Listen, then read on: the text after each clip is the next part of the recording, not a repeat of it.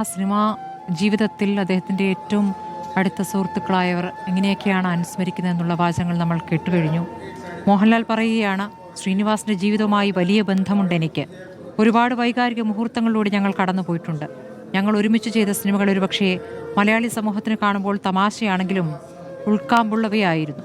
ഹ്യൂമറിൽ ജീവിച്ചയാളാണ്. നഷ്ടപ്പെടുന്നത് വളരെ സങ്കടകരമാണ്. ഇതാണ് മോഹൻലാലിൻ്റെ വാക്കുകൾ.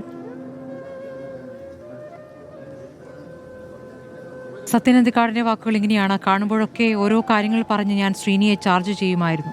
ബുദ്ധിയും ബ്രെയിനും ചിന്തകളുമൊക്കെ ഭയങ്കര ഷാർപ്പാണ്. കഴിഞ്ഞ പ്രാവശ്യം കണ്ടപ്പോൾ എനിക്ക് മതിയായി എന്ന് ശ്രീനി പറഞ്ഞു. തിരിച്ചു വരുമെന്ന് ഞാനും പറഞ്ഞു. പോകും എന്നൊരു തോന്നലുണ്ടായിരുന്നില്ല. അസുഖബാധിതനായിരുന്നപ്പോൾ കണ്ട കൂടിക്കാഴ്ചയെക്കുറിച്ചാണിപ്പോൾ സത്യനന്ദിക്കാട് ഏറ്റവും ഒടുവിൽ പറഞ്ഞിരിക്കുന്നത്.